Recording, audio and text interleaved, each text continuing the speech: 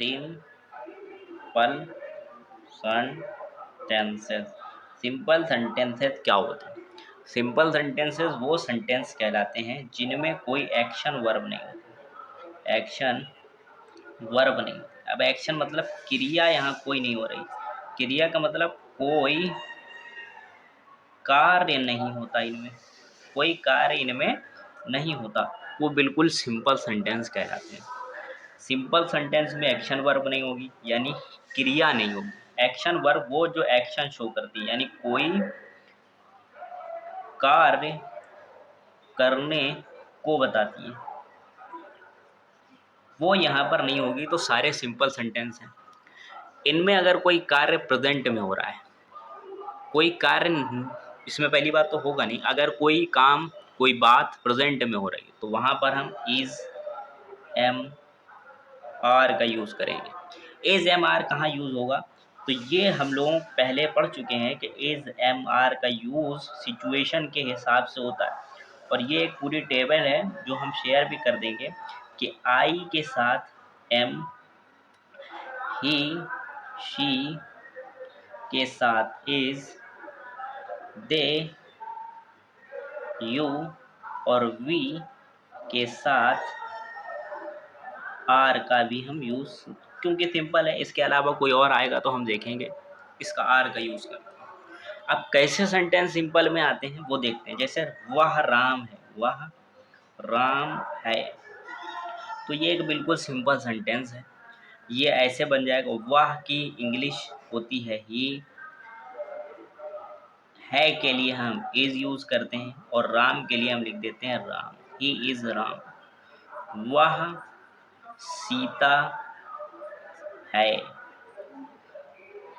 अब क्योंकि सीता एक लड़की है तो वह के लिए शी हो जाएगा और है के लिए हम इज यूज़ कर देते हैं और यहाँ लिखते हैं सीता।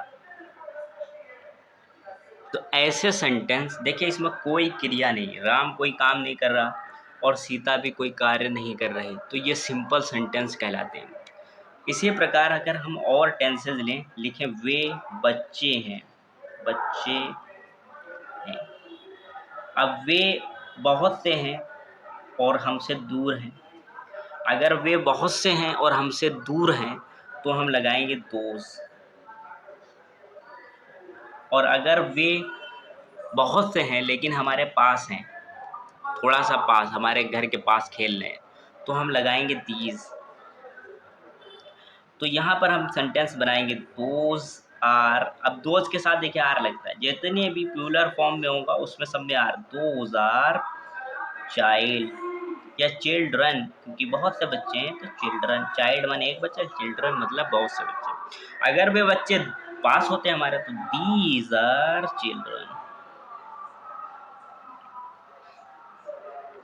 बिल्कुल सिंपल। सिंपल सेंटेंस सबसे ज़्यादा सिंपल होते हैं क्योंकि इसमें किसी प्रकार की क्रिया नहीं होती। अब इसके निगेटिव कैसे बनते हैं? जैसे वह राम नहीं, वह राम नहीं है। अब अगर वह राम नहीं है तो हम लिख देंगे वह की अंग्रेजी होती ही, पहले आता है इज, ही इज। नहीं की अंग्रेजी होती है नॉट और राम की अंग्रेजी होती है ही इज नॉट राम, वह राम नहीं। वह कुत्ता नहीं है, अब लिख देता वह कुत्ता नहीं है। यहाँ कोई क्रियाएं किसी प्रकार की नहीं हो रही। अब वह की अंग्रेजी होती है ही और इज, फिर नॉट और फिर कुत्ता की अंग्रेजी होती है dog. He is not dog, वो कुत्ता नहीं।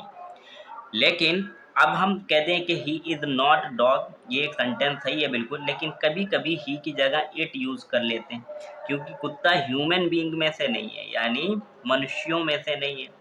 ये वर्ड मनुष्यों के लिए जोड़ दिया गया है। ही को मनुष्य के लिए प्रोनाउन के तौर पे जोड़ते हैं, लेकिन आप इट का भी यूज यहाँ पर कर सकते हैं। It is not dog. या दैट का यूज कर सकते हैं, THAT, दैट माने होता है वह।